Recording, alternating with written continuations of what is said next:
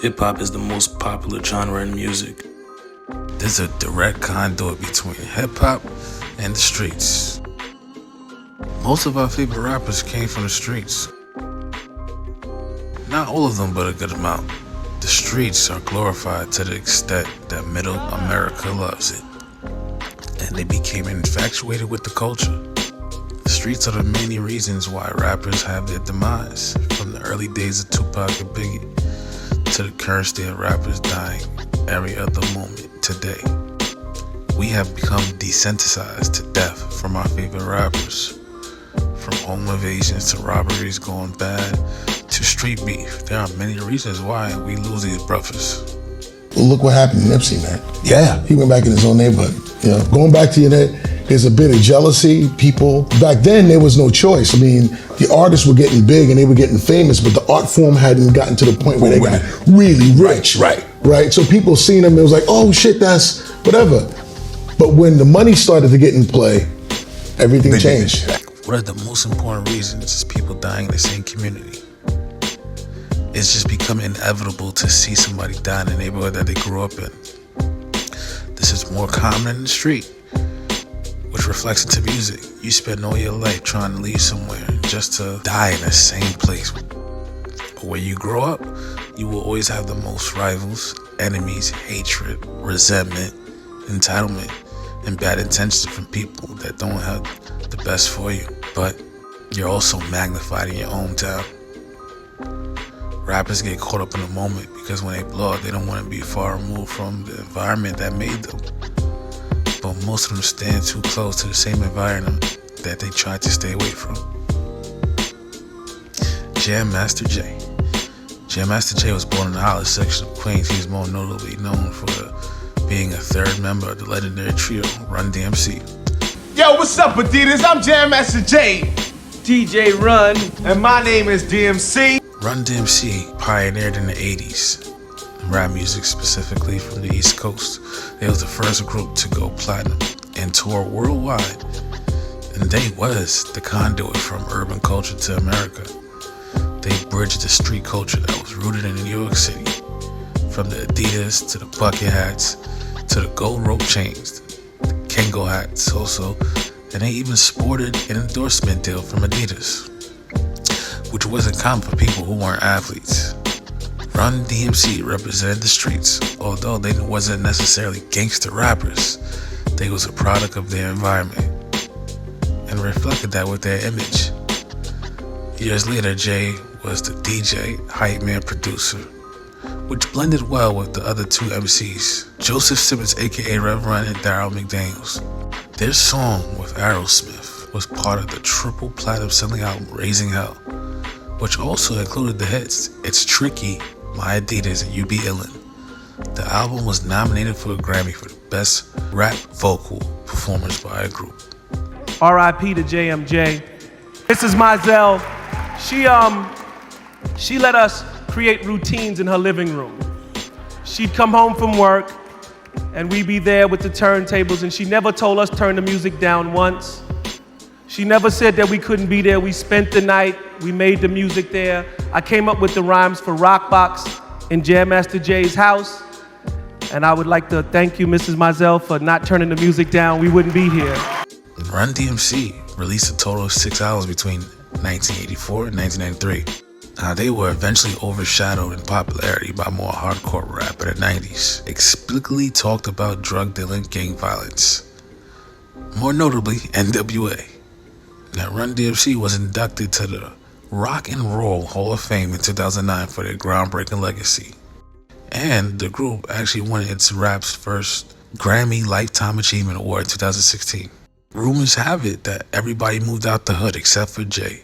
Now, I'm not 100% sure where he lived or not, but it's 100% fact that he used to be in the hood all the time, helping everybody in his community, family and friends, and he had a studio in the middle of the hood on Jamaica Ave. His whole plan was to build, find talent in the same community, and give back at the same time. So tell me, how did you get put on? How did you get down with the game? I was signed to Jam Master Jay at JMJ Records. I was there for like 2 years. And I didn't really see myself going any further from like in that situation, so I pursued the track masters, Columbia. He actually discovered 50 Cent, Onyx, and many more talents. But that same energy can attract the wrong people. It said many people around him were hating on him. They even said that he was involved in selling narcotics when music became slow. He had to upkeep a lifestyle that couldn't keep up with him. Maybe he didn't own his masters. Maybe he didn't have his publishing. We don't know. Him being so accessible made him a target and a victim of his own murder. When you're successful, you cannot make yourself that available to negative people at your disposal. According to news documents, he walked around with a pistol on him every time. But when you look at his death in hindsight, he got shot from somebody where he least expected. Although there were several suspects throughout the years, we all know in the urban community the streets talk and people have a good idea of what goes on. But 9 times out of 10, if you testify against the wrong people, you could be a victim to get killed. Unless you're backed by the federal government, maybe some witness protection, the state can't protect you with that same program, which puts you at way bigger risk than serving justice. So this makes a lot of murders cold cases today. In court, prosecutors said that Jay was involved in arranging for a sale of large amounts of cocaine from the 90s to 2002 as a silent partner. And that dispute led to Jay, Ronald Washington, and Carl Jordan being cut out of a deal. Jam Master Jay deal was terrible. You know how much money Onyx and Jay made Def Jam, and Jay had to keep doing what he had to do in the streets? He had a bad deal, because if his deal was official, Jay would still be here.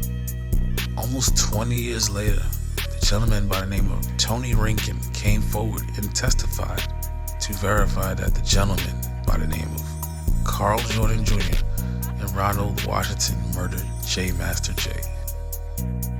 People knew for years that these guys were suspects, but nobody came forward. The night of Jay's murder, 2 individuals were buzzed in. And the studio was a full house. It was about 5 people in the studio. Carl Randy Allen, Jay's best friend and business partner, was in the studio at the time. He was recording his artists that they had because they had a label together. They had a secretary, and Tony Rankin was in the room with Jay. The lady buzzed the 2 gentlemen in. They walked in. They demanded everybody get on the floor. Carl walked in and shot Jay. At the time of Jay's death, Carl was 17 years old. Did he do it on his own merit? Or maybe his father sent him? We'll never know. It said that Carl even walked up to Jay to give him a handshake, then shot him in the head. Tony got shot in the process also. And then they stormed through the back. None of the cameras were working. Now, the question is, who buzzed them in? Why weren't the cameras working? How was this murder so strategic to work out?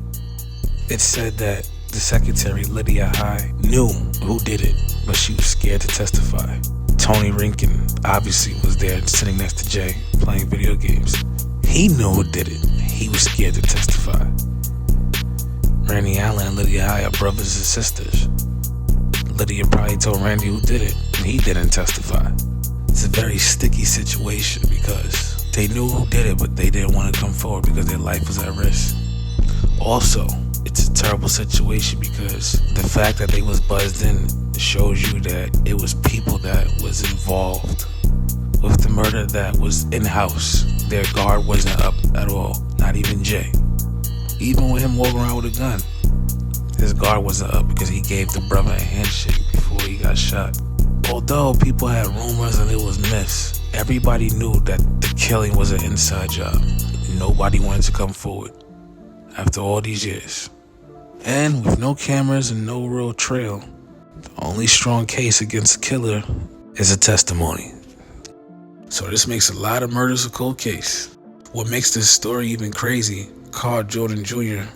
was the godson, and his father was the former road manager and bodyguard for Run-DMC. His father, Big D, even grew up together across the street on the same block as Jay. Other suspect was said to be a former roommate of Jay, living with Jay's sister at the moment of his death. and he was considered family. When you look online, socials of Carl Jordan Jr., he has a multitude of pictures in front of Jay's mural. It's said that these guys even attended the funeral and wake and approached the witness and asking them, do you know who shot him? I don't have the fine details of their relationship, but it doesn't take a rocket scientist to see that he was betrayed. Even if he was a participant in a life of crime, it just goes to show you that greed and revenge will always supersede loyalty. A lot of people's loyalty are not based on the foundation of being family. It's all based on opportunity. And it goes to show you where people is the closest to you, they can also hurt you the most. Early in the year 2014, Rankin testified that the studio's front door was open, and he claims in court, I turn and I see Mr. Jordan come towards Jay. A friend turned enemy or a hater is worse than an enemy, because your enemy, you know what to expect and where your energy comes from. A friend turned hater or enemy knows your whereabouts. They know damn near everything about you, and they can hurt you a lot more. Do you think Jam Master Jay had good intentions of owning a studio in the hood? Or do you feel like he should have moved out? Do you think he was a victim of the shady record business? Or you think he tried to upkeep a lifestyle that he was used to too much? Washington and Jordan Jr. pleaded not guilty in November 2021. It was announced that federal prosecutors would not seek the death penalty if they're convicted, and that prosecutors would instead seek a life imprisonment without the possibility of parole. In October 2022, the trial was scheduled to begin on February 2023. Prosecutors assert that Jordan Jr. admitted to the crime in a conversation. In February 23, the trial was rescheduled to begin in November, after a key witness died, ironically. However, after an additional suspect was charged in May 23, the trial was rescheduled to January 24.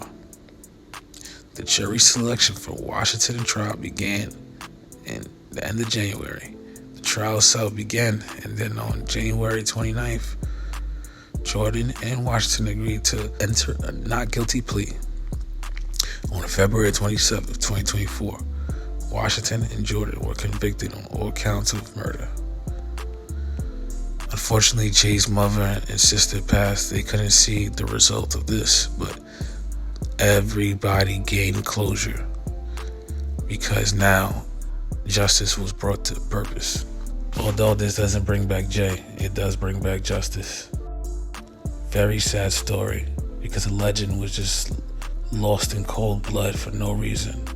And we all wish the brother was never in the hood at the moment.